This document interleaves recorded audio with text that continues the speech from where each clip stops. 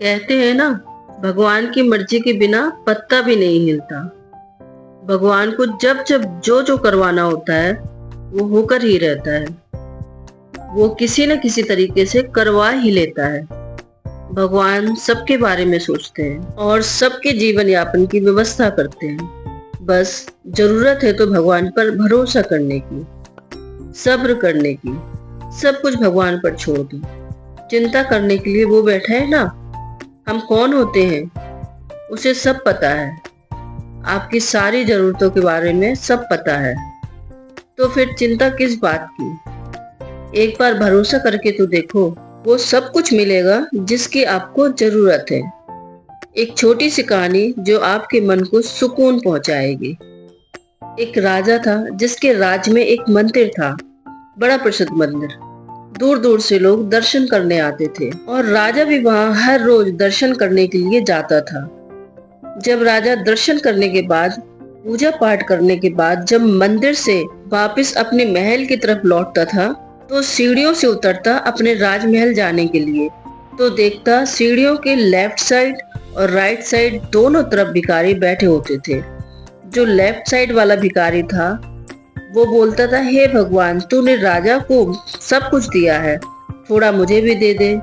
और right side वाला कहता था कि राजा, तुम्हें भगवान ने बहुत कुछ दिया है, थोड़ा मुझे भी दे दो।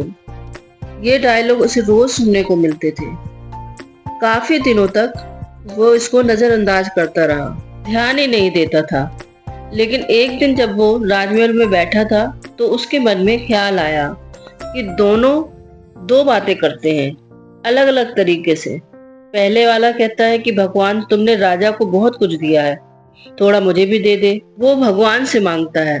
दूसरा वाला कहता है, हे राजा, तुझे भगवान ने बहुत कुछ दिया है, थोड़ा मुझे भी दे दे। दूसरा वाला मुझसे मांगता है। तो उसने मंत्री को बुलाया और कहा, देखो, आप भी मेरे साथ चलते हैं, आप भी सुनते हो। दो भिखारियां दोनों अलग अलग बातें करते हैं। राइट साइड वाला मुझसे मांगता है, उसको भरोसा भगवान से ज्यादा मुझ पर है, तो क्यों ना हम उसकी मदद करें। वो रोज कह रहा है, राजा, तुम्हें भगवान ने बहुत कुछ दिया है, थोड़ा मुझे भी दे दो। कल मैं किसी कार्य से रात से बाहर जाऊंगा, आप मेरी ओर से उसकी मदद करना। एक कटोरे में स्वादिष्ट खीर बनवा कर ले जाना और उस कटोरे में सोने के सिक्के छुपा देना।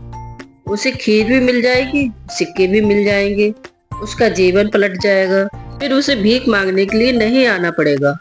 मंत्री बहुत खुश हुआ, बोला, अच्छा आपका विचार है, आपने बहुत अच्छा सोचा। अगले दिन राजा राज्य से बाहर गया हुआ था और मंत्री खीर का कटोरा लेकर वहां पहुंचा और राइट साइड वाला जो भिखारी था उसे जाकर वो खीर से भरा हुआ कटोरा दे दिया और उसने बोला, लो, तुम कहते थे ना राजा, तुम्हें भगवान ने बहुत कुछ दिया है, मुझे भी दे दो।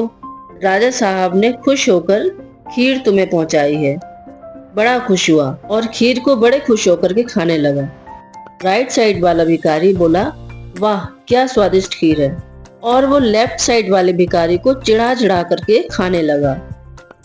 खीर बच गई तो बोला, ले भाई, तू भी खा ले, ले तू भी क्या याद करेगा, तुझे क्या पता क्या स्वाद होता है राजा के राजमहल की खीर का, ले चख ले थोड़ी सी।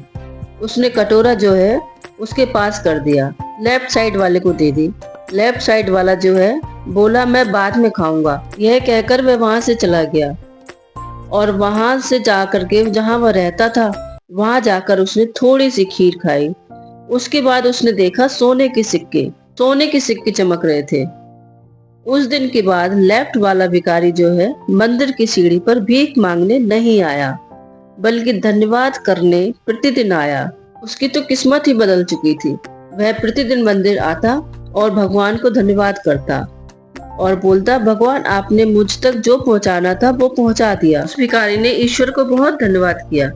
जब राजा लौट कर आया तो मंदिर दर्शन के लिए गया। उसे पता चला कि क्या हो गया। तो राजा ने राइट साइड वाले को बोला कि लेफ्ट साइड वाला सही कहता था कि हे भगवान, तूने राजा को बहुत कुछ दिया, थोड़ा मुझे भी दे दो। और तुम मुझसे मांगते थे, मैंने तुम्हारी मदद भी करनी चाहिए। मैंने तुम्हें तुम्हारे हिस्से के सिक्के भेजे थे, लेकिन वो तुम्हारे थे ही नहीं। भगवान को जिसे देना था, जिसे पहुंचाना था, उन्होंने पहुंचा दिया। तो ये थी एक छोटी सी मजेदार सी कहानी कि भगवान को जो करवाना है और जिससे करवाना है, जिसके थ्रू करवाना है, वो करवा ही लेता है। हमारी कोई औकात नहीं होती है, लेकिन हम इसी भ्रम में रहते हैं कि मैंने किया, मैं के अहंकार में ही रहते हैं, और ये अहंकार ही हमारे जीवन को डुबो देता है। हमें हमेशा उसका दास बन के ही रहना है, अपने आप को भगवान पर छोड़ देना है। भगवान को सब पता है कि हमें क्या चाहिए, हमारी क्या जरूरत है। वो हमारी हर जरूरत पूरा करता है। हम तो उसके चरणों के दास हैं। और जब ये विचार आपने माइंड में डाल लिया, जब ये सोचना शुरू कर दिया, जीवन की हर समस्या का समाधान मिल जाएगा। जीवन की हर प्रॉब्लम को सहने की शक्ति मिल जाएगी। एक बार अपने आप को समर्पित करके तो देखिए। फिर मिलेंगे दोस्तों एक और नई कहानी के साथ।